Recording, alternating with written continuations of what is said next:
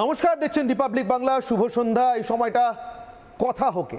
আপনারা জানেন সারা সপ্তাহ, সারা মাস বা একটা দীর্ঘ সময় ধরে এমন অনেক বিষয় প্রত্যেক দিন সংবাদের সূত্রে আমাদের সামনে উঠে আসে, সংবাদ পরিবেশনের সূত্রে, সংবাদ সংগ্রহের সূত্রে আমাদের সামনে উঠে আসে, জানিয়ে একটু বেশি করে কথা বলা দরকার, জানিয়ে দৈনন্দিনতার বাইরেও কথা হওয়া দরকার।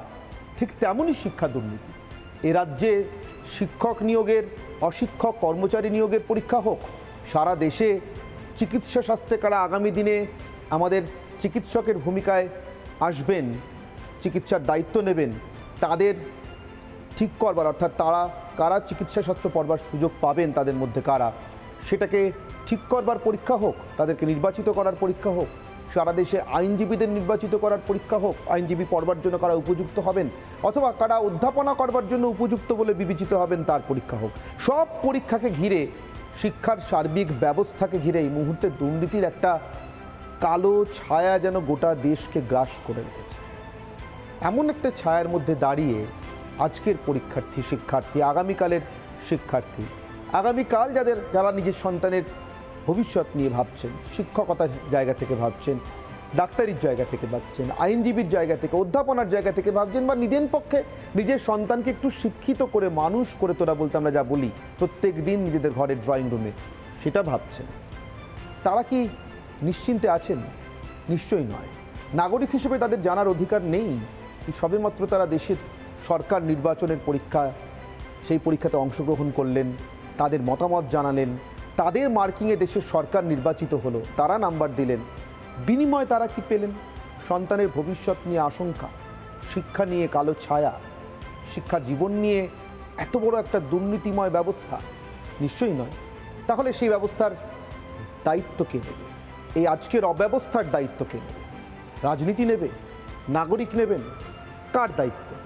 আমরা ভেবেছিলাম এটা নিয়ে এবারের কথা হোক। এই দুপক্ষকেই বলবার জন্য, দুপক্ষের কথাই শুনবার জন্য আমাদের সঙ্গে যারা উপস্থিত রয়েছে তাদের সঙ্গে আপনাদের একে একে পরিচয় করা। আমার ডান দিক থেকে আগে পরিচয় করাচ্ছি রাজনীতির তরফ নারায়ণ চক্রবর্তী, পদ্মশ্রীপ্রাপ্ত শিক্ষাবিদ এবং বর্তমানে বিজেপির মুখপাত্র।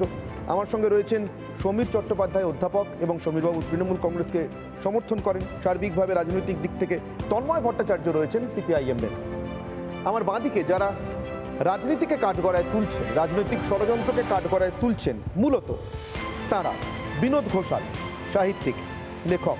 আমার সঙ্গে রয়েছেন কুণাল সরকার, বিশিষ্ট চিকিৎসক। আমার সঙ্গে রয়েছেন বিমান বন্দ্যোপাধ্যায়, প্রাক্তন রেজিস্ট্রার, শিবপুর বেঙ্গল ইঞ্জিনিয়ারিং কলেজের, এবং পরবর্তীকালে IIScর রেজিস্ট্রার হিসেবেও একই রকমভাবে নিজের দায়িত্ব পালন করেছেন বিমানবন্দর। আর আমার সঙ্গে রয়েছেন আপনারা অর্থাৎ যারা পর্দার ওপার থেকে আমাদের দেখছেন তারা তো আছেনই, একেবারে স্টুডিওতেও আপনাদের প্রতিনিধিরা রয়েছেন, দর্শকরা, তাদের সঙ্গেও পরিচয় করিয়ে দিই। আমার সঙ্গে যেরকম রয়েছেন দর্শক হিসেবে ডক্টর প্রতীক সিং। ডক্টর প্রতীক সিং একটি বেসরকারি হাসপাতালে ক্রিটিক্যাল কেয়ার অ্যান্ড কনসালটেন্ট। রয়েছেন প্রদীপ সরকার। প্রদীপবাবু সমাজকর্মী, সমাজে কুসংস্কার দূর করবার জন্য, শিক্ষায় পিছিয়ে থাকা মানুষের জন্য কাজ করেন।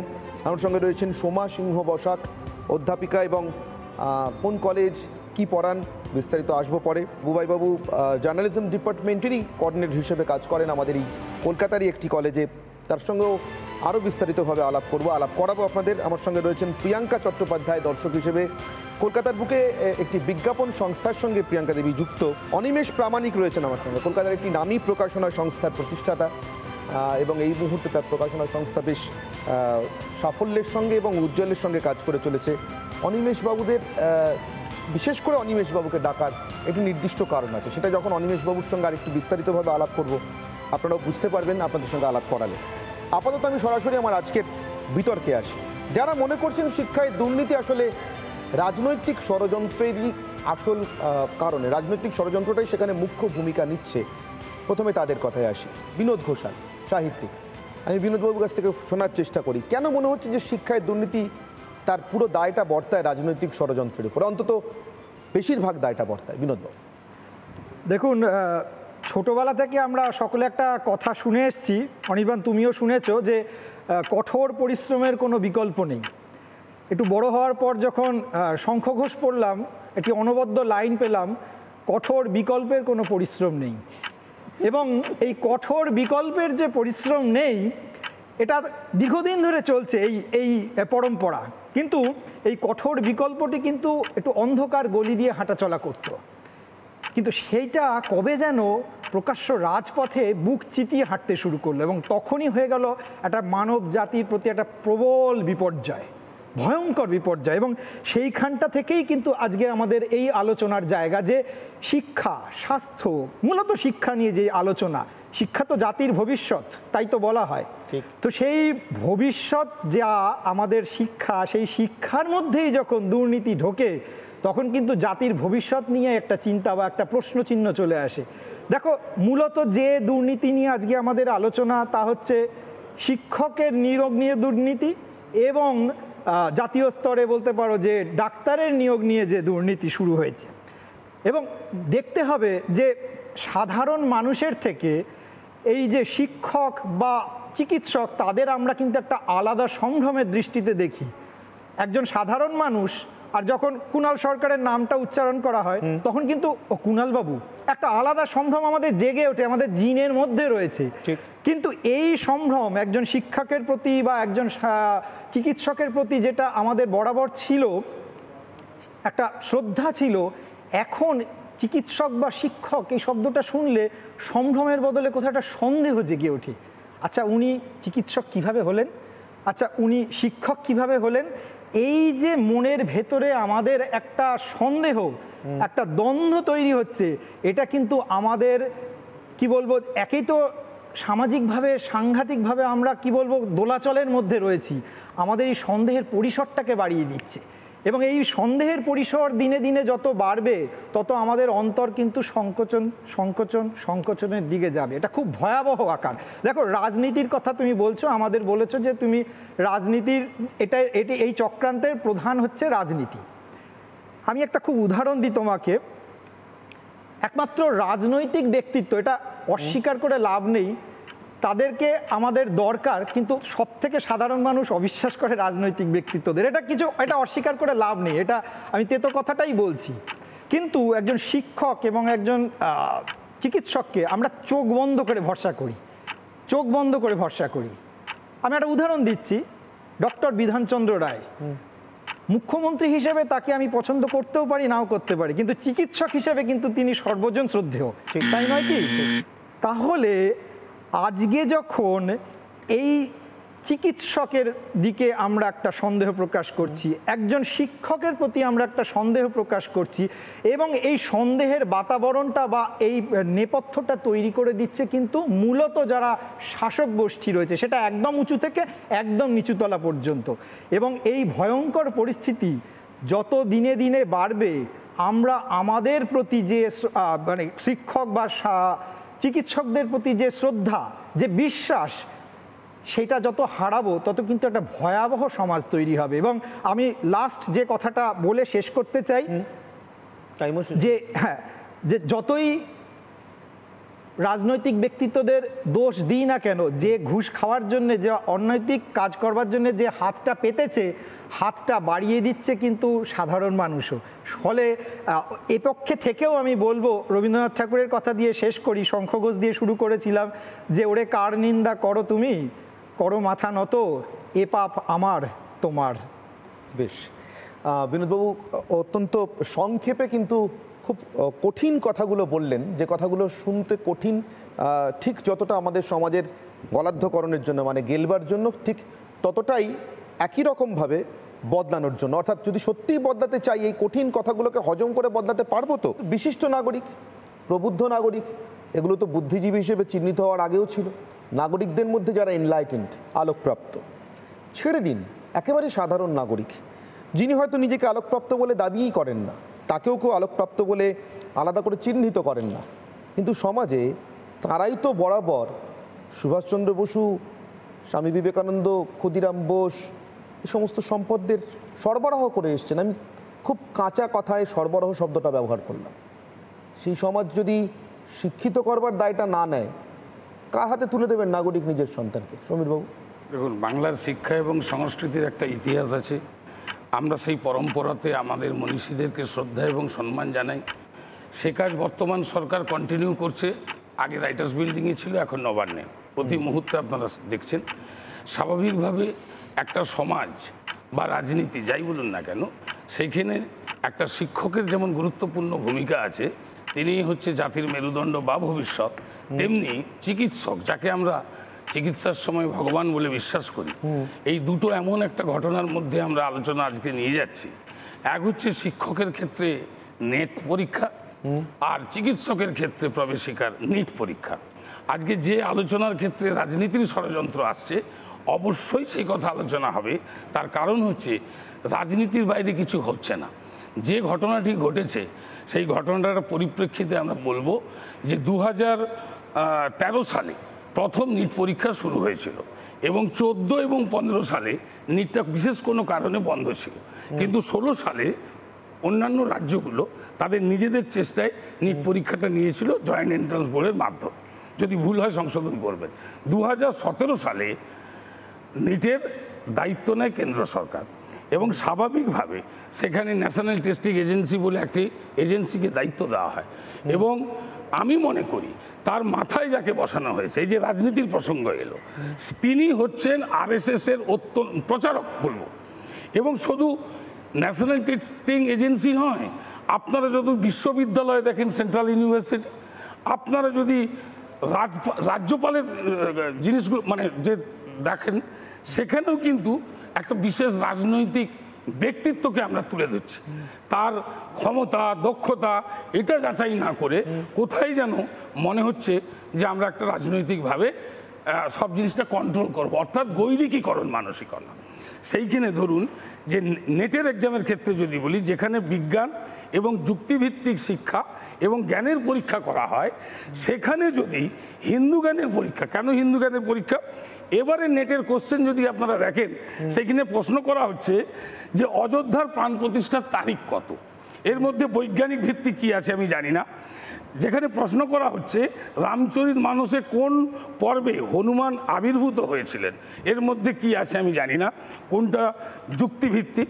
স্বাভাবিক ক্ষেত্রে আজকে 24 লক্ষ নিট পরীক্ষার্থী এবং 9 লক্ষ নেট পরীক্ষার্থী, তাদেরকে স্বচ্ছতা বজায় রাখার জন্য যেহেতু অফলাইনে পরীক্ষা নেওয়া হয়েছে, সেখানে তাদেরকে ওএমআর সিটের সাথে কার্বন কপি এবছর দেওয়া হয়নি। অর্থাৎ তারা বুঝতে পারছে না কোনটা ঠিক কোনটা ভুল করলাম। কিন্তু নিটের ক্ষেত্রে আমরা যেটা দেখলাম, খুব দুর্ভাগ্য, যেখানে এটা চাকরির বিষয় না, এখানে একটা প্রবেশিকা পরীক্ষা যার মাধ্যমে তার ভবিষ্যৎ তৈরি হবে, সেখানে 30 থেকে 35 লক্ষ, কোথাও কোথাও 40 লক্ষ, এই যে বিশেষভাবে টাকা নেওয়ার একটা মানে কি বলবো, মাফিয়া হাব তৈরি হয়েছে। মাফিয়া হাব কেন? রাজস্থানের কোটা বলে একটি জায়গা আছে আপনারা জানেন, যেখানে এই ধরনের নিটের এক্সামের বা নেটের এক্সামের প্রস্তুতি হয়। এই যে কোচিং সেন্টারগুলো, এ দায় কার? এ দায় সমাজেরও, যেমনি যিনি চালাচ্ছেন শিক্ষা ব্যবস্থার সাথে যুক্ত, তার দায়ও কম নয়। কোচিং সেন্টার তো একটা দেশে, আমাদের মতো দেশে বন্ধ করা যাবে না, আপনি কোন আইনে বন্ধ করবেন? না, কিন্তু আপনি চাই মানে কোচিং সেন্টার কি অর্থে বলছেন? আইনের থেকে আমি যে কথাটা বলতে পারি যে সচেতনভাবে মানে অসচেতনতা, এইটার কারণেই কিন্তু সচেতনভাবে আমি জানি যে ওই মাস্টারমশাইয়ের কাছে গেলে আমার ছেলে ভালো হবে, আমি বলছি যে টিউশন বন্ধ করুন। এই যে আমাদের মধ্যে নাগরিক ভাবনা, আমাদের মধ্যে যে মানে জাগ্রত হওয়া দরকার। শুধু রাজনীতিকে আমি আঙুল দেখানোর আগে আমি কেন এই টাকার সঙ্গে হাত মেলালাম, আমি কেন এই দুর্নীতির সাথে গেলাম, আগে আমি যদি নিজেকে প্রশ্ন করি, তবে সমাজকে স্বচ্ছতায় আনা যাবে, তবেই সিস্টেমটা ঠিক হবে। আমি এবার এদিকের কথায় আসবো। বিমান বন্দ্যোপাধ্যায় প্রাক্তন রেজিস্ট্রার, শিবপুর বি কলেজ এবং পরবর্তী সময়ে গভর্নমেন্ট ইঞ্জিনিয়ারিং কলেজের পরে যখন IIST হলো, সেই সময়ও বিমানবাবু একই রকমভাবে দায়িত্ব নির্বাহ করেছেন। আমি বিমানবাবুর কাছে বুঝতে চাইব একটা বিষয় এদিক থেকে এলো, কোচিং সেন্টারে। এখন আমাদের মতো একটা দেশে, যে দেশে স্বাধীন গণতন্ত্র আছে, ব্যবসা উন্মুক্তভাবে করা যায়, সে দেশে কোচিং সেন্টার হয়তো বন্ধ করা যায় না, ঠিক কথাই। সাফল্য নিশ্চিত, এটা জেনে আমার ছেলে বা মেয়েটিকে পাঠাবো, এটাও কি নাগরিকদের ক্ষেত্রে দ্বিচারিতার জায়গা নয়? তার জন্য কি দুর্নীতির রমরমা হচ্ছে না বিমানবাবু? দেখুন, আমি জিনিসটাকে এইভাবে ব্যাখ্যা করতে চাই। দেখুন, আমার পাশে বিশিষ্ট চিকিৎসক রয়েছেন, উনি মেডিকেল কলেজে পড়েছেন যখন, কলকাতা মেডিকেল কলেজে। তার 1 বছর পরে আমি বি কলেজে, তখন ওটা বি কলেজ ছিল, ইঞ্জিনিয়ারিং পড়তে গেছি। তখন West Bengal joint entrance board দুটো একসাথে নিত। ছাত্র হিসেবে তখন আমার মনে হয় দুজনই, যে কলেজে আমরা চাকরি করতে পড়াশুনো করতে গেছিলাম, সেখানে 20 টাকা হচ্ছিল মাসিক টিউশন ফি, 20 টাকা। হোস্টেলের খরচটা বেশি ছিল একটু, 150 টাকা 200 টাকা। মেডিকেল কলেজও তাই। আর ছাত্র হিসেবে যখন আমরা পরীক্ষা দিচ্ছি, আমরা জানতাম যদি ভালো করে পড়াশুনো করি আমরা একটা ভালো কলেজে কিংবা ভালো ইনস্টিটিউটের জায়গায় পাবো, এটাই ছিল। আমরা কিন্তু কখনো স্বপ্নেও ভাবিনি যে জয়েন্ট এন্ট্রান্স পরীক্ষা হচ্ছে, সেখানে টাকা দিতে হবে, কিংবা এমন একটা কোচিংয়ে পড়তে হবে জয়েন্ট এন্ট্রান্সের জন্য যেখানে গেলে আমার হবে। ছিল না এরকম ব্যবস্থা। কেন হলো? আজকে কি হয়েছে সেটা বলে আমি কেন হলো তো যাই। আজকে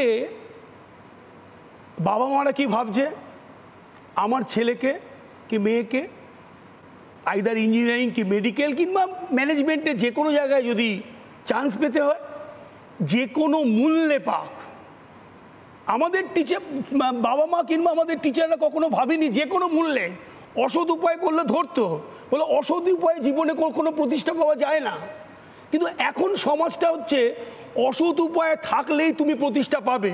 তোমাকে সমাজের যারা কর্ণধার তাকে তোমার তাকে ডাকবে, যে সৎ সে তো বোকা। না, এই সমাজ তৈরি হলো কেন? আমি সেই প্রশ্নেই আসবো। ছিল না স্বাধীনতার সময়ও ছিল না, আমাদের ছাত্র অবস্থাতেও দেখিনি। ধরুন একটা শিক্ষানীতি হচ্ছে দেশে, আপনি রাতের অন্ধকারে কেন শিক্ষানীতি করবেন? সব সময় সময়ের সাথে সাথে নীতি পাল্টায়। যেমন ধরুন আমি যে ইনস্টিটিউটে লাস্ট রিটায়ার করলাম, IIST শিবপুর, সেখানে লাস্ট মাইনে হচ্ছে 1,20,000 টাকা, 2 সেমিস্টার, 1 বছরে। তার মানে আপনি চিন্তা করুন, তাহলে গরিব মানুষ হারিয়ে যাচ্ছে বড়লোকদের জন্য। কম মেধাবী ছেলেরা বিভিন্ন জায়গায় যাতে চান্স পায় তার ব্যবস্থা করছে। 20% মার্কস পায়নি, সে আমার আর আপনার চিকিৎসা করবে। এবং এই যে সমাজের অধোগমন, তার জন্য নাগরিকরা দায়ী। যেমন দায়ী কেন? আমি তো টাকাটা দিচ্ছি, ঘৃণা হচ্ছে না আমার? আমি মনে করি যারা টাকা দেয়, যারা টাকা নেয় তার থেকেও বেশি দায়ী। সমাজটা চালায় কারা? সামনে চালায় রাজনীতিবিদ, আর পেছনে চালায় বৃহৎ ব্যবসায়ীরা। তারা ঠিক করে দেয় কোন পথে শিক্ষানীতি যাবে, কোন পথে স্বাস্থ্যনীতি যাবে। মানে আমার পয়সা নেই, আমার যা সঞ্চয় আসে সেটাকে লুট করে নার্সিংহোম নেবে, সেই নীতি ঠিক করে কারা? ওই ব্যবসাদার রাজনীতিবিদদের মধ্যে দিয়ে। লক্ষ্মীর ভাণ্ডার খুব ভালো, ভাতা খুব ভালো, ভাতা একটা সমাজকে দাঁড় করাতে পারে। তাকে স্বয়ং সম্পূর্ণ করতে গেলে তার শিক্ষা এবং স্বাস্থ্যের খরচ বাদ দিয়ে যদি আমি স্কুল কলেজ বন্ধ করে দিই, আমি যদি হাসপাতাল বন্ধ, মানে চিকিৎসক নেওয়া বন্ধ করে দিই, সে সমাজ দাঁড়াতে পারে না। লোভ মানুষকে, পতঙ্গ যেমন আলোর দিকে দৌড়ায়, লোভ মানুষকে তার ছেলে মেয়ের কথাও ভুলিয়ে দেয়। কেন জানেন?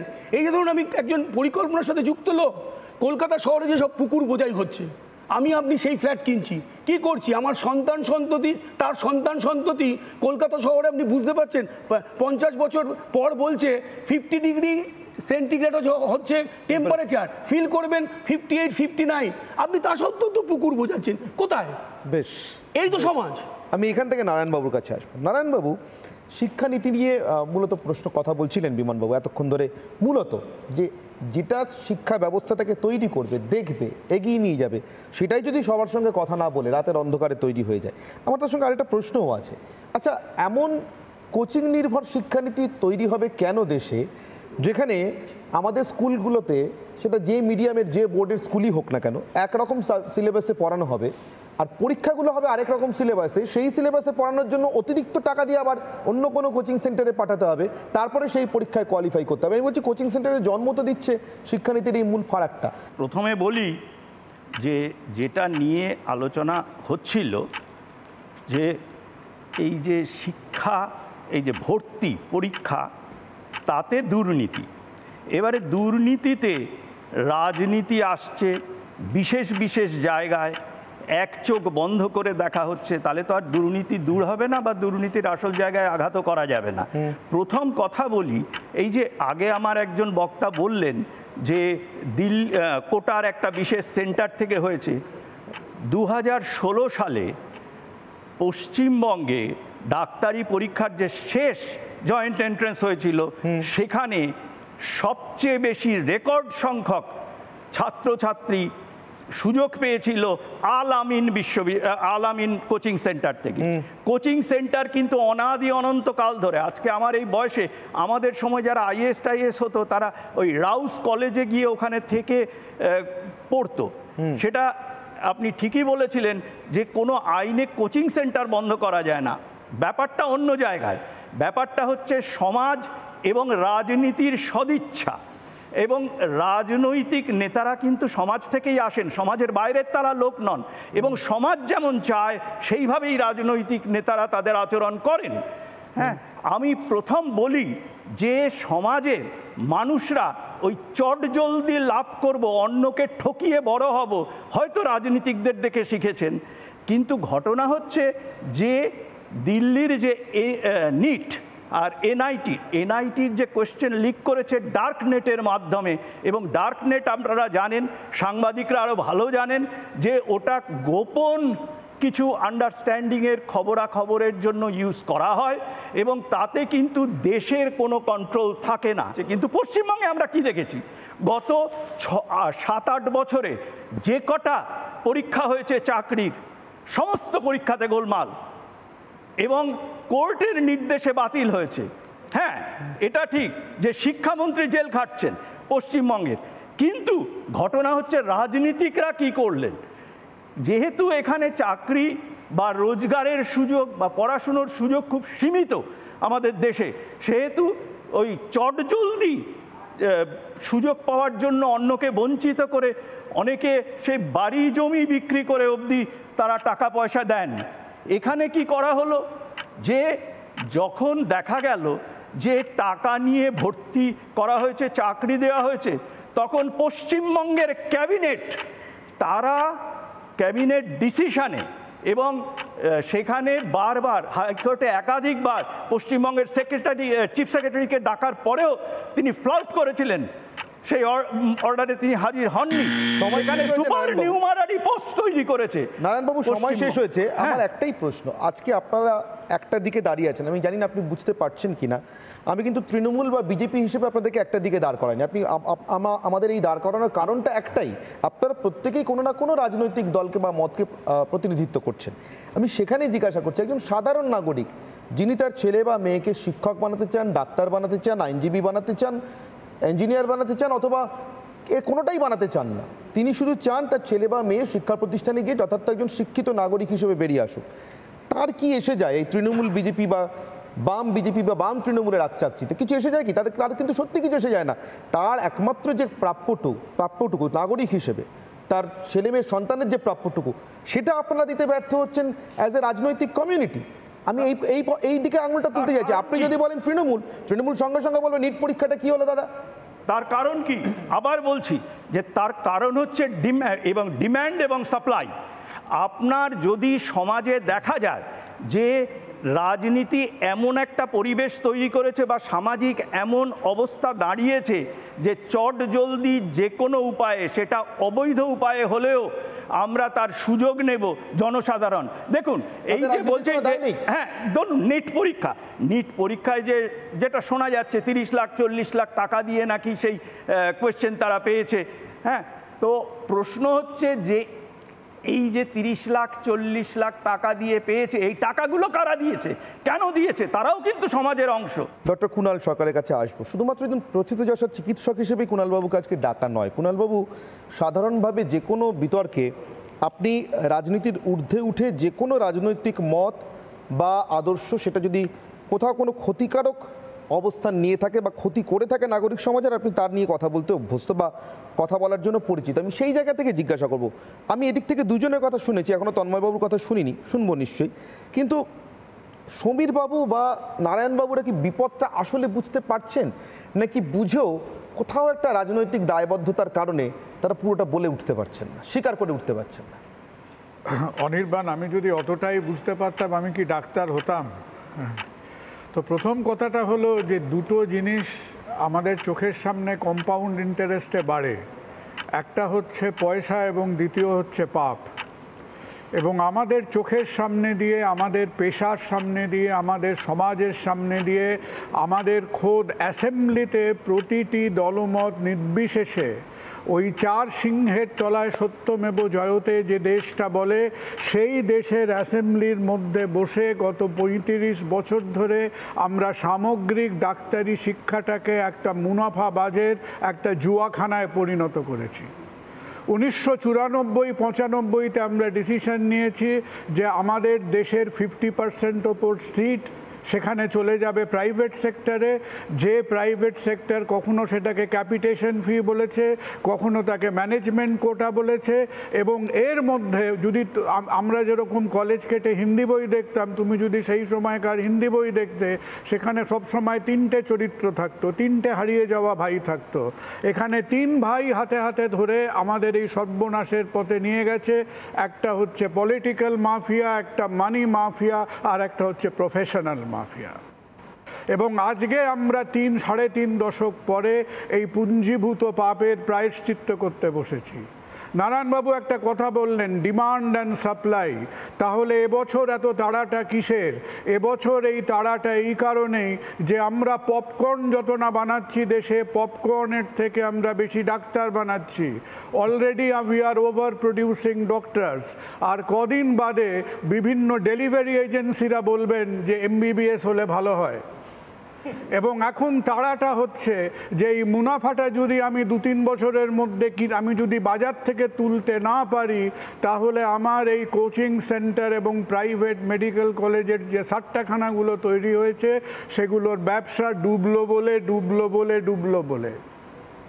3 নম্বর যে ব্যাধিটার কথা আমাদের বলতে হবে, সেই 3 নম্বর ব্যাধিটা হলো, পলিটিশিয়ানরা আমার ধৃষ্টতা মার্জনা করবেন, এটা হচ্ছে malignant level of politicisation and centralisation. আমরা যুক্তরাজ্য কাঠামোতে রাজ্যের ওপর বিশ্বাস করতে পারি না। আমার জুতো সেলাই থেকে চণ্ডীপাঠ সব জিনিসকে আমাকে সেন্ট্রালাইজ করতে হবে। আর কোথায় আমি সেন্ট্রালাইজ করব? আমি প্যাকাটির ওপরে প্রাসাদ তৈরি করব, আমি NTA তৈরি করব, যার না আছে পয়সা, না আছে অভিজ্ঞতা, না আছে কর্মদক্ষতা, না আছে কোনো রকম ডোমেইন কম্পিটেন্স।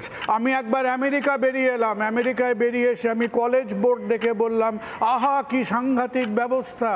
আজকে কলেজ বোর্ড আমেরিকাতে যারা যাবতীয় পরীক্ষা চালায়, সেখানে 6 থেকে 7 হাজার এডুকেশনিস্টরা তার বোর্ডে আছেন। আমার সংঘের মেম্বার তার বোর্ডে নেই। মাথায় তেলক কাটলে এডুকেশনিস্ট হওয়া যায় না, আমাদের মনে রাখতে হবে। ডাক্তার হতে গেলে আজকে একটা কন্ডিশন দরকার, যে তোমায় বেঁচে থাকতে হবে আর তুমি ভেন্টিলেটরে নেই। তুমি যদি বেঁচে থাকো এবং ভেন্টিলেটরে না থাকো, এবং যদি নিটে 0 পাও, তোমার পশ্চাৎ দেশ যদি বেঞ্চে ঠেকিয়ে দিয়ে থাকো, এবং তোমার ক্রেডিট কার্ডে যদি সাফিসিয়েন্ট ক্রেডিট ব্যালেন্স থাকে, আজকের দেশ মেনে নিয়েছে, দেন ইউ আর আ ডক্টর। ভাগ্যিস বিধানবাবুকে এই দিনটা দেখে যেতে হয়নি। নমস্কার। আমি এদিকে কুণালবাবু যে ভয়ঙ্কর ছবিটা আমাদের সামনে তুলে ধরেছেন, যে ছবিটা আমি দেখতে পাচ্ছি, কিন্তু অনেক সময় হয়তো বলতে পারছি না বা এই ভাষায় ব্যক্ত করতে পারছি না, সেই ছবিটার যাবতীয় দায় নিশ্চিতভাবে তন্ময়বাবুর ঘাড়ে বর্তায় না। কিন্তু রাজনীতির একজন প্রতিনিধি হিসেবে, এবং যে রাজ্যে দাঁড়িয়ে আমরা কথা বলছি, সে রাজ্যে তারা 34 বছর শাসন করেছেন শুধুমাত্র এই রাজনৈতিক অভিযোগ বা আঙুল তোলার জায়গা থেকে নয়। শিক্ষা ব্যবস্থাটা ঠিক কখন ক্যাপিটেশন ফির জঙ্গলে ঢুকে গেল, এবং তাতে কেউ কিছু করে উঠতে পারলেন না কেন, তারই কি পাপের বোঝা আমরা এই মুহূর্তে ভোগ করছি? কুণালবাবু যা বললেন, নাকি আরও কিছু আছে? তন্ময়বাবু। পয়সা যোগ পাপ যোগ মুনাফা বাদ যোগ জুয়া খেলা যোগ ম্যানেজমেন্ট, যা কুণালদা বললেন, ইজ ইকুয়ালস টু অর্থনীতি। আমাদের অর্থনীতিতে শিক্ষায় বরাদ্দ হওয়ার কথা ছিল প্রশান্তচন্দ্র মহলানবিশ কমিটির সুপারিশ অনুযায়ী ন্যূনতম 6%। 1952 সাল থেকে 2024 সাল পর্যন্ত সবচাইতে বেশি যেবার হয়েছে, সেটা লাল বাহাদুর শাস্ত্রীর প্রধানমন্ত্রিত্ব এবং অর্থমন্ত্রী হিসেবে পেশ করা বাজেটে 4.8%। এখন যে বাজেটের মধ্যে চলছি তাতে 1.2%। সুতরাং শিক্ষাকে সরকার কী দৃষ্টিতে দেখতে চাইতো আর কী দৃষ্টিতে দেখছে, এটা পরিষ্কার। এখন মুশকিল হচ্ছে যে আমাদের প্রাক্তন রাষ্ট্রপতি এবং আমার অত্যন্ত প্রিয় ব্যক্তিত্ব মৌলানা আবুল কালাম, আমাদের APJ আব্দুল কালাম সাহেব বলেছিলেন যে অন্যদের জানে যে সে শিক্ষিত, কিন্তু জ্ঞানী হলো সেই ব্যক্তি যে নিজেকে জানে। এখন আমার প্রশ্ন হচ্ছে, অধ্যাপক সমীর শিক্ষিত, কিন্তু সমীর রাইটার্স বিল্ডিং আর নবান্নকে যে ভাষায় বললো তাতে ওকে আর জ্ঞানী বলা যাচ্ছে না। নারায়ণবাবু নিশ্চিতভাবে শিক্ষিত, কিন্তু নারায়ণবাবু ডার্ক ওয়েবের যে ব্যাখ্যা দিলেন তাতে নারায়ণবাবুকে আমি আর জ্ঞানী বলতে পারছি না, শিক্ষিত মেনে নিয়েও। 7 বছরে 15টা রাজ্যে 70টার বেশি প্রশ্নপত্র ফাঁস হয়েছে মোদির আমলে। 1,70,00,000 মানুষ ক্ষতিগ্রস্ত হয়েছেন। পরীক্ষার প্রশ্নপত্র ফাঁসের হিসাবে পরপর 7টা রাজ্য কে? উত্তরপ্রদেশ 1, গুজরাট 2, মধ্যপ্রদেশ 3, রাজস্থান 4, তেলেঙ্গানা 5, পশ্চিমবঙ্গ 6 অ্যান্ড তামিলনাড়ু 7, যেখানে বিজেপির সরকার না। তাহলে রোগটা খালি বিজেপি আর তৃণমূলের মধ্যে, ব্যাপারটা এরকম না, রোগটা নীতির মধ্যে, অর্থনীতির মধ্যে। ইউজিসি নেট কেলেঙ্কারির পরীক্ষা বাতিল হলো কেন? প্রধানমন্ত্রী চুপ কেন? সিএসআইআর, ইউজিসি নেট পরীক্ষা বাতিল, নেট পিজি পরীক্ষা বাতিল, বিহারের টেট পরীক্ষা বাতিল, মহারাষ্ট্রের সেট কেলেঙ্কারির প্রশ্ন ফাঁস। প্রত্যেকটা বিষয়ে প্রধানমন্ত্রী নীরব। আমার যেটা মনে হলো সার্বিকভাবে এতক্ষণ ধরে আপনাদের শোনার পর, আপনাদের আঙুল কিন্তু নাগরিক সমাজের দিকে পুরোপুরি উঠতে পারলো না। আপনারাও কোথাও কেউ না কেউ কোনো না কোনোভাবে নিজের দিকে না তুললে অন্তত অপর পক্ষের দিকে আঙুল তুলে এটা প্রমাণ করে দিলেন দায়টা রাজনীতিকে তুলে দিয়ে ইচ্ছে করে, ব্যাপারটা অর্থনীতি। সেই দেশে যারা নিজেদের বামপন্থী বলে দাবি করেন তারা 34 বছর সরকার চালানোর মধ্যে 24 বছর মুখ্যমন্ত্রীর কোটা বস্তুটা ডাক্তারি পরীক্ষার ক্ষেত্রে রেখে দিয়েছিলেন কেন? এটাও ঠিক যে একটা সময় ওটা ছিল, কিন্তু ওটা কি বামপন্থীরা চালু করেছিল? তার উত্তরটা না। ডাক্তারি পরীক্ষায় মুখ্যমন্ত্রীর কোটায় 5% ভর্তির ব্যবস্থা তারা 24 বছর কেন বয়ে নিয়ে গিয়েছিলেন, সত্যি তার কোনো নির্দিষ্ট রাজনৈতিক উত্তর কিন্তু পেলাম না। এবার আমি দর্শকদের কাছে যাব, শুরু করব ডক্টর প্রতীক সিং এর কাছ থেকে। আমি বলেছিলাম বিস্তারিতভাবে আপনাদের সঙ্গে পরিচয় করাবো প্রত্যেকের, যারা দর্শক হিসেবে আমার সঙ্গে রয়েছেন বা আপনাদেরই প্রতিনিধি হিসেবে আমাদের সঙ্গে রয়েছেন। ডক্টর প্রতীক সিং একটি বেসরকারি হাসপাতালে ক্রিটিক্যাল কেয়ার কনসালটেন্ট, আমি বলেছিলাম আগেই। তার সঙ্গে আরেকটু পরিচয় বিস্তারিত করি। এইমস থেকে পড়াশোনা করেছেন এবং যখন এই রাজ্য থেকে অন্য রাজ্যে বিদেশে চলে যাওয়ার চল, সেই সময় এইমস থেকে পড়াশোনা করে ডক্টর সিং এখানে এসে কাজ করছেন। কিন্তু একের পর এক শিক্ষা দুর্নীতির নজির সামনে আসার পর স্বাভাবিকভাবেই তারও কিছু উদ্বেগ, কিছু প্রশ্ন রয়েছে। ডক্টর সিং, আপনার প্রশ্নটি যদি নির্দিষ্টভাবে কারোর কাছে করতে চান তার নাম বলে আপনি করতে পারেন, প্লিজ। নমস্কার। সব থেকে আগে আমি রিপাবলিক বাংলাকে অনেক ধন্যবাদ দিব যে আমাকে এখানে ডাকা হয়েছে। এখানে আমাকে যারা শুনছেন আমি সবাইকে জিজ্ঞাসা করব, পলিটিক্যাল পার্টির লোক, কুণাল স্যার আছেন, বিমান ব্যানার্জি স্যার আছেন, সবাইকে বলবো যে একজন সামান্য লোক, একজন সামান্য ছাত্র যার ভরসা ভেঙে গেছে তাকে কিভাবে আনবেন, এটা খুবই কষ্টকর। আমার ভেতর থেকে আপনার প্রশ্নটি বুঝতে পেরেছি ডক্টর সিং, আমি বুঝতে পেরেছি আপনার প্রশ্নটি। আমি কুণালবাবুর কাছ থেকে উত্তরটা নেব। সাধারণ ছাত্র যার ভরসা চলে গেছে। প্রতীক, তোমার কথাগুলো একেবারে অক্ষরে অক্ষরে সত্য, কিন্তু প্রতীক আজকে এই দুঃসময়ের মধ্যে দাঁড়িয়ে আমরা একটা প্রফেশন হিসেবে, একটা পেশা হিসেবে নিজের দায়িত্ব এবং নিজেদের যে নেগলিজেন্স সেটা আমরা কিন্তু এড়িয়ে যেতে পারি না। কারণ আমার তোমার চোখের তলা দিয়ে যখন এই চৌর্যবৃত্তিগুলো হচ্ছিল, যখন আমরা এই মুনাফাবাজিগুলো করতে দিচ্ছিলাম, তখন মনে রাখবে যে তুমি প্রত্যেকটা কমিটিতে, প্রত্যেকটা প্রফেশনাল অর্গানাইজেশনে, প্রত্যেকটা যে বিভিন্ন হাই পাওয়ার্ড কমিটি তৈরি হয় ডিসিশন নিতে, এই প্রত্যেকের মধ্যে আমাদের কিছু কিন্তু কেউ না কেউ সেই ডাক্তারির সচিন তেন্ডুলকাররা বসেছিলেন। আমরা গাছের ওপরে বসে ধীরে ধীরে গাছের ডগাটা আমরা কেড়েছি। আজকে তোমার আমার সামনে, আমাদের নেক্সট জেনারেশন ডাক্তারদের সামনে যে একটা ট্র্যাজেডি নেমে এসেছে, অন্তত এই সময় তারা মাটিতে নেমে বলুক যে আমরা যে তালে তাল ঠুকেছি এতদিন সেটা ভুল। সময় সংক্ষেপ বলে আমি পরবর্তী দর্শকের কাছে যাব। তবে কুণালদার কাছে আমি বলবো যে নাগরিক সমাজের জায়গা থেকে অন্তত আমাদের কৃতজ্ঞ থাকা উচিত। তার আত্মদর্শন অত্যন্ত স্পষ্ট, বলিষ্ঠ। তিনি কোথাও অ্যাজ এ কমিউনিটি তার চিকিৎসকদেরকেও, চিকিৎসক বন্ধুদেরকেও তার দায় থেকে মুক্ত করছেন না। আমার ভালো লাগতো যদি আমি এই দায় গ্রহণটা অ্যাজ এ হোল রাজনীতির জায়গা থেকে আমার ডান দিক থেকেও পেতাম। জানি না পাবো কিনা এরপরে। প্রদীপ সরকার, প্রদীপবাবু সমাজকর্মী, তিনি কুসংস্কার বিরোধী কাজ করেন, কুসংস্কার বিরোধী আন্দোলন নিয়ে থাকেন এবং শিক্ষায় পিছিয়ে পড়া মানুষদের সাহায্য করেন। প্রদীপবাবু, আপনার প্রশ্ন সংক্ষেপে প্লিজ।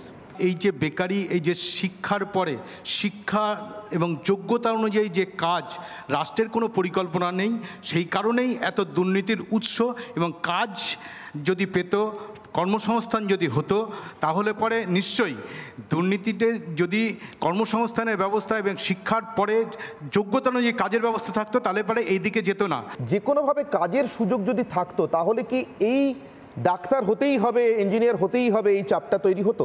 তন্ময়বাবু হাত তুলছিলেন।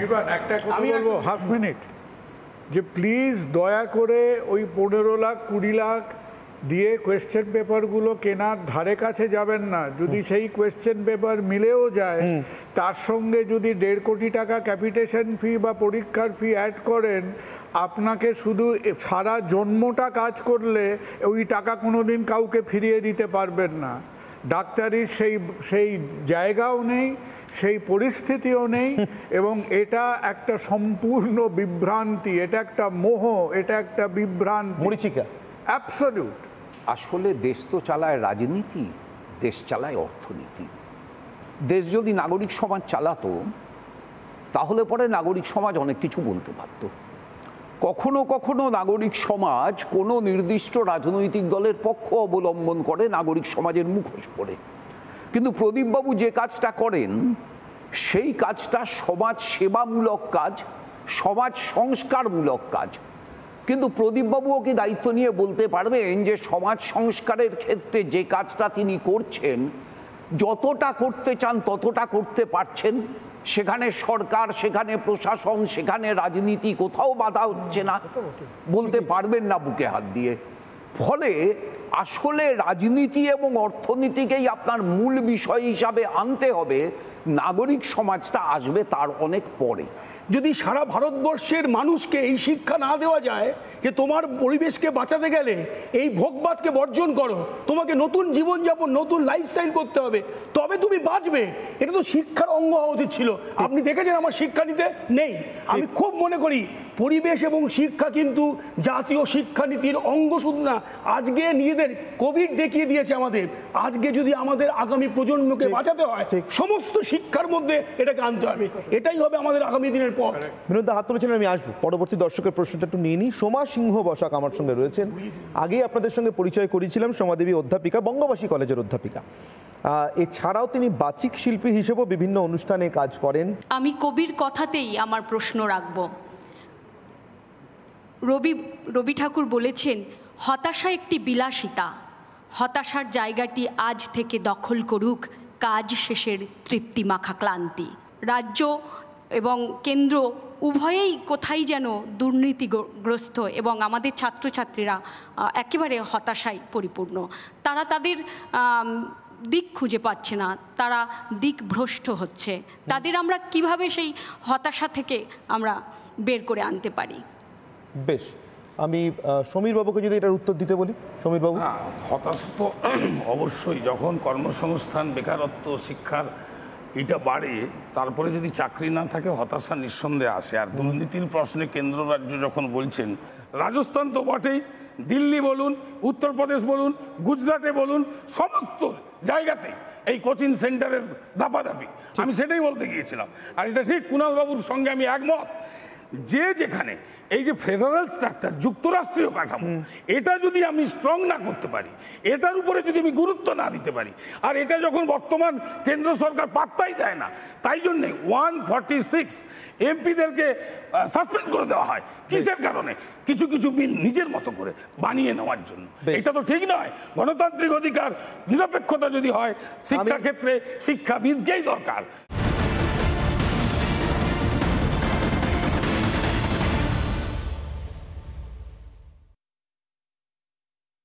আমি পরবর্তী দর্শকের কাছ থেকে প্রশ্ন নেব। বুবাই চক্রবর্তী, আগেও একবার সংক্ষেপ পরিচয় করেছিলাম, মহারাজা মনীন্দ্রচন্দ্র কলেজে জার্নালিজম ডিপার্টমেন্টেরই কোঅর্ডিনেটর হিসেবে কাজ করছেন, যোগ দিয়েছেন, সঙ্গে বহুদিন ধরে ছাত্র পড়ান। নেট পরীক্ষা দিয়েছিলেন 2024-এ, যে পরীক্ষাটা বাতিল হলো, মানে অধ্যাপক, অ্যাসিস্ট্যান্ট প্রফেসর হিসেবে ন্যূনতম যোগ্যতা মান অর্জনের যে পরীক্ষা। বর্তমান পরিস্থিতি নিয়ে যথেষ্ট চিন্তায় বুবাই চক্রবর্তী, আপনার প্রশ্ন। নমস্কার, আমি বিজেপি মুখপাত্র নারায়ণ চক্রবর্তী মহাশয়কে প্রশ্ন করতে চাইছি। মিনিস্ট্রি অফ হোম অ্যাফেয়ার্সের অন্তর্ভুক্ত the national cyber coordination centre, যারা পরীক্ষার দিন রাত্রের বেলা বা বেলার দিকে তারা খবর পাচ্ছে যে কোনো কারণে কোনো জায়গায় আমাদের পরীক্ষায় কোনো সমস্যা দেখা গেছে, তার জন্য পরীক্ষাটা ক্যান্সেল করা হচ্ছে এডুকেশন ডিপার্টমেন্ট থেকে, এডুকেশন ডিপার্টমেন্ট মিনিস্ট্রি থেকে। কিন্তু তাদের কাছে এই খবরটা, এই যে ডিপার্টমেন্টটা আগে থাকলো না যে কোনোভাবে কোনো জায়গায় আমাদের এই যে আমরা যারা পরীক্ষা দিয়েছি তাদের পরীক্ষা প্রশ্নের মুখে রয়েছে, তাদের পরীক্ষার সুরক্ষা প্রশ্নের মুখে রয়েছে। ডার্ক ওয়েবের দায়িত্ব তাদের তো নেওয়া দরকার, কারণ ডার্ক ওয়েব শুধু নয় তো, আমাদের বিভিন্ন সোশ্যাল মাধ্যমে, টেলিগ্রাম একটি অতি পরিচিত সোশ্যাল মাধ্যম, সেখানে 5 থেকে 10,000 টাকার বিনিময়ে নেটের পরীক্ষার কোশ্চেন আমাদের বেরিয়ে গেছে, আমরা জানতে পারছি। সেটা কেন হচ্ছে, তার সুরক্ষার দায়িত্ব তো এই এজেন্সির নেওয়া দরকার। এবং এই সিবিআই তদন্ত কবে শেষ হবে, আমরা কবে এবার পরীক্ষায় বসতে পারবো, সেই প্রশ্নটা কিন্তু আমার আপনার কাছে রইল। বেশ, নারায়ণ, প্রথমে বলি যে সিবিআই এনকোয়ারি করতে রাজি হয়েছে। ডার্ক ওয়েবকে বন্ধ করার ক্ষমতা কিন্তু কোনো সরকারের নেই, কারণ সেটা সরকারের কন্ট্রোলে নয়। এবং সেই জন্য যেহেতু কেন্দ্রীয় সরকারের সদিচ্ছা ছিল, সেই জন্যই আপনাদের এই পরীক্ষাটাকে কিন্তু বন্ধ করে দেওয়া হয়েছে, 1 নম্বর। দ্বিতীয় হচ্ছে কবে হবে সেটা সময় এলে জানতে পারবেন। এই মুহূর্তে এখানে এই স্টুডিওতে দাঁড়িয়ে আমি তো কেন্দ্রীয় সরকারের হয়ে বলতে পারবো না যে এতদিনের মধ্যে পরীক্ষাটা হবে। সমাজ যে অবক্ষয়ের দিকে এগিয়ে চলেছে, সে আপ্রাণ চেষ্টা করে যে নিজে ভালো থাকি, সুস্থ থাকি, বেঁচে থাকি, এবং তার জন্য যা যা প্রয়োজন তার জন্য দুর্নীতি হয়। হ্যাঁ, এই কারণেই হচ্ছে, কারণ আপনি সারা দেশে আয়ুষ্মান ভারত লাগু করতে পারছেন না বলে।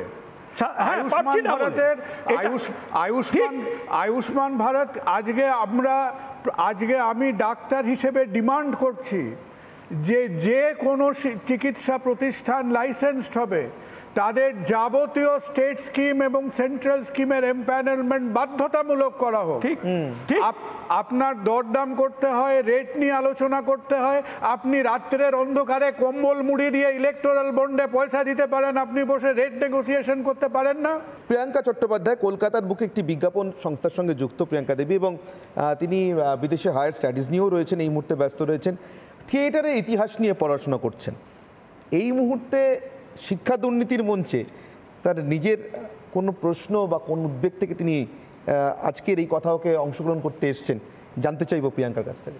প্রথমেই আর বাংলাকে ধন্যবাদ জানাচ্ছি এই প্রশ্নটা করতে দেওয়ার জন্য, এই সুযোগটার জন্যে। পশ্চিমবঙ্গের কর্মসংস্থানের ভবিষ্যৎটা কী? কারণ আমরা শুনলাম যে বিনোদবাবু একটু আগেই বললেন যে জাতির ভবিষ্যৎ নিয়ে উনি একটু কথা বললেন। সমীরবাবুও বলেছেন যে সচেতনভাবে অসচেতনতা।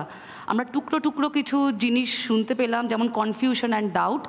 তো আমার সমীরবাবুর কাছে প্রশ্নটা হলো যে জাতির ভবিষ্যতের দায় কার? রাজ্যের হাতে কোনো রিজার্ভ ব্যাঙ্কও নেই, যুক্তরাষ্ট্রীয় কাঠামোয় সমস্ত রাজ্যকেই কেন্দ্রের সাহায্য নিয়ে চলতে হয়। এবং এটা আপনি নিশ্চয়ই জানেন, শিক্ষা দুর্নীতি যেটা পশ্চিমবঙ্গের সামনে এসছে সেটা সম্পূর্ণ সাবজুডিস ম্যাটার, সিবিআই তদন্ত চলছে কোর্টের মনিটরে। কিন্তু আপনাকে একটা কথা বলি, একটা ব্যাপক কেলেঙ্কারি হয়েছিল মধ্যপ্রদেশে, বহু মানুষের মৃত্যু ঘটেছিল সেই কারণে। সিবিআইকে তদন্ত দেওয়া হয়েছিল, হিমঘরে ক্লিনচিট পেয়ে আজকে মন্ত্রিসভার শিবরাজ সিং চৌহান। আমি সেটাকে বলছি, ক্লিয়ার নেই সেই ঘটনা। আমি কোনো দুর্নীতির পক্ষে কথা বলছি না, কিন্তু এটা ঠিক বলেছেন আপনি যে বেকারত্ব, আজকে বছরে 2 কোটি করে চাকরির কথা কে বলেছিলেন? ভারতবর্ষের প্রধানমন্ত্রী। আজকে রেলের যে দুর্ঘটনা ঘটেছে, সব প্রাইভেটাইজেশন, রেল, ভেল, সেল থেকে এলআইসি, সব জায়গায় প্রাইভেটাইজেশন। দক্ষ ভালো করে তৈরি করা হচ্ছে না। আজকে 100 জনের যে কাজটা, সেটা 30 জনকে করতে হচ্ছে। এই জন্য কাঞ্চনজঙ্ঘা এক্সপ্রেসের এই বিপদ হয়েছিল। এই যে শুধু একটা ঘটনা নয়, প্রতিটা জায়গায় আমাদেরকে উচিত ধর্ম নয়, কর্মকে যদি সামনে রাখতে হয়, রাজনীতির ঊর্ধ্বে গিয়ে নিরপেক্ষতাভাবে সামাজিক মূল্যবোধে আমাদের দায় সবাইয়ের, কর্তব্য সবাইয়ের, ব্যক্তি একার কারো পক্ষে সম্ভব নয়। আমি কিছুটা সমীরবাবুর কাছ থেকেও যেন আত্মদর্শন পেলাম। অনিমেষ প্রামাণিকের কাছে আসবো। কলকাতার একটি নামী প্রকাশনা সংস্থার প্রতিষ্ঠাতা অনিমেষবাবু প্রকাশক হিসেবে কাজ করেন, এবং অনিমেষবাবুর আরেকটু বিস্তারিত পরিচয়ের কথা বলেছিলাম, সেটা হচ্ছে এই যে চাকরি পরীক্ষার উপযোগী এরকম সাধারণ জ্ঞান সহ একাধিক বিষয় বই তারা প্রকাশ করেন। এটাই তাদের একমাত্র এক্সপার্টাইজ নয়, কিন্তু তারা বিশেষজ্ঞ হিসেবেও এই কাজটাও করেন। 30 লাখ 40 লাখ টাকা দিয়ে চাকরি কেনা যায় বা কোয়েশ্চেন পেপার কেনা যায়, এই রাস্তাটা তাদেরকে দেখাচ্ছে কারা? এই রাস্তাটা তৈরি করে দিচ্ছে কারা? তারা রাস্তাটা পাচ্ছে বলেই তো আজকে সেই 30 লাখ টাকা 40 লাখ টাকা দিয়ে যাচ্ছে কোশ্চেন পেপার কিনতে। তার দায়টা কি, সেটাও কি নাগরিকদের উপরই পড়বে? প্রথম কথা। দ্বিতীয় কথা হচ্ছে, আমরা কোভিডের সময় দেখেছি সব বাবা মার মধ্যে একটা হই হই রব পড়ে গেল যে কোভিড কখন যাবে, কি হবে না হবে, এই যেটা প্যানিক তৈরি করা। তখন কেন আমাদের মধ্যে সচেতনতা কেউ দেওয়ার চেষ্টা করলো যে না, আপনাদের প্যানিক করার কিছু নেই, কোভিড একটা সমসাময়িক, এটা চলে যাবে, আমরা আবার স্কুল সিস্টেমে ফিরে আসবো। লোভের রাস্তা দেখাচ্ছে কারা, সে দায় রাজনীতিবিদরা নিচ্ছেন কিনা, রাজনৈতিকরা নিচ্ছেন কিনা। আর কোভিডের সময় থেকে যেটা একটা আপৎকালীন বিষয় ছিল, সেটাকে সাধারণ করে দিল কারা এবং কোন স্বার্থে? এদিক থেকে কেউ উত্তর দেবেন? কারণ এটা আমার মনে হয় রাজনীতির উত্তর দেওয়ার কথা। কে দেবেন? তন্ময়বাবু, নারায়ণবাবু, কে? তন্ময়বাবু। আমি প্রথম থেকে বলে এসছি, এখনো বলছি, সব কিছুর দায় রাজনীতির, সব কিছুর দায় অর্থনীতির। একটি দেশ পরিচালিত হয় রাজনৈতিক দর্শনে, পরিচালিত হয় অর্থনীতির দ্বারা। সুতরাং রাজনীতি এবং অর্থনীতি দায় নেবে না এমন কোনো বিষয় গোটা দেশের ভিতর থাকতে পারে না। রাজনীতিকে এবং অর্থনীতিকে অবশ্যই আবশ্যিকভাবে, বাধ্যতামূলকভাবে দায় নিতে হবে। এই যে স্বাস্থ্যকে দেখবার যে রাজনৈতিক দৃষ্টিভঙ্গি, স্বাস্থ্যকে ব্যবহার করবার মানুষের কাজে তার যে অর্থনৈতিক অ্যাপ্রোচ, এইটা দেশ টু দেশ ভ্যারি করতে করতে যায়, রাজ্য টু রাজ্যও ভ্যারি করতে করতে যায়। আপনি কেরালার বিনিয়োগ, তামিলনাড়ুর বিনিয়োগ, পশ্চিমবাংলার বিনিয়োগ, বিহারের বিনিয়োগ এক জায়গায় আনতে পারবেন না। কুণাল আমার চাইতে আরো ভালো বলতে পারবেন। একটা পয়েন্ট বলবো যে আমরা যেমন নিট এগুলো নিয়ে অনেক আলোচনা করলাম, তো একটা অত্যন্ত ফান্ডামেন্টাল পয়েন্ট অনির্বাণ মনে রাখবে, যে সব জিনিস পৃথিবীতে কাট অ্যান্ড পেস্ট করে হয় না। এই যে এনটিএকে আজকে আমরা তীক্ষ্ণভাবে, তীব্রভাবে আক্রমণ করছি, করা উচিত, সমালোচনা করা উচিত, কিন্তু তাদের একটা লিমিটেশন বা সীমাবদ্ধতাটা হলো যে তারা যে টাকাটা শুধু ফিয়ের ওপরে আজকে একটা সেলফ ফান্ডিং অর্গানাইজেশন হিসেবে without central fund, central government তাকে তৈরি করেছে। এবং এটা একটা অত্যন্ত ইম্যাচিওর স্টেপ হয়েছে।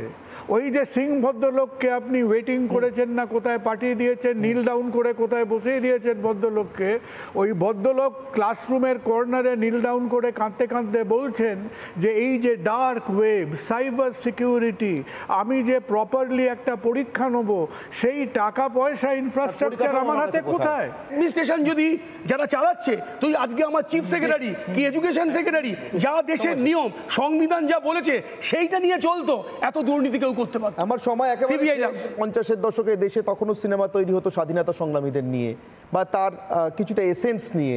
60-এর দশকে সিনেমা তৈরি হতো একজন শ্রমিক মুভমেন্টের নেতাকে নিয়ে অথবা কৃষক আন্দোলনের নেতাকে নিয়ে। 70-এর দশক থেকে একটু একটু করে বদলেছে। বদলাতে 90-এর দশকে প্রথম আমাদের দেশে সিনেমাতে ভিলেনের ভূমিকায় অবতীর্ণ হন রাজনৈতিক নেতারা। 90 দশক থেকে এটা শুরু হয়। তখন সহযোগী হিসেবে কারা থাকতেন? তখন সহযোগী হিসেবে থাকতেন মাফিয়া ডনরা, যারা দেশের কুখ্যাত, ওয়ান্টেড। রাজনৈতিক নেতারা আজও ভিলেনের আসনে বসে রয়েছেন, বদলে গেছেন তাদের সহযোগীরা। মাফিয়া ডন আর নয়।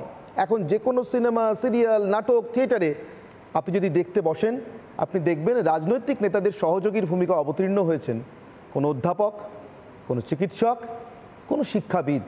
শিক্ষায় দুর্নীতি নিয়ে সেটা রাজনৈতিক ষড়যন্ত্র নাকি সেটা নাগরিক অসচেতনতা, তার উত্তর বোধহয় মনে হয় আমার কাছে রাজনীতিকদের কাছে সব থেকে ভালোভাবে আছে। তার কারণ তিনি রাজনীতিক হলেও তার পরিবারে অনেক নাগরিক থাকেন, যারা ভবিষ্যতেও আরও অনেক নাগরিককে জন্ম দেবেন, এগিয়ে দেবেন। আজকের কথা হোক এখানেই শেষ করছি। সবাইকে ধন্যবাদ জানিয়ে ধন্যবাদ। রিপাবলিক বাংলা কথা হোক যে সমস্ত বিজ্ঞাপন দাতাদের জন্য সফল হয়েছে, রিপাবলিক বাংলার তরফ থেকে সেই সব বিজ্ঞাপন দাতাদের অসংখ্য ধন্যবাদ। রিপাবলিক বাংলা কথা হোক co-presented by Indian Institute of Hotel Management, co-powered by Sriniketan Fashion, Rolik Ice Cream, Swami Vivekananda Group of Institute and Ganguly Group.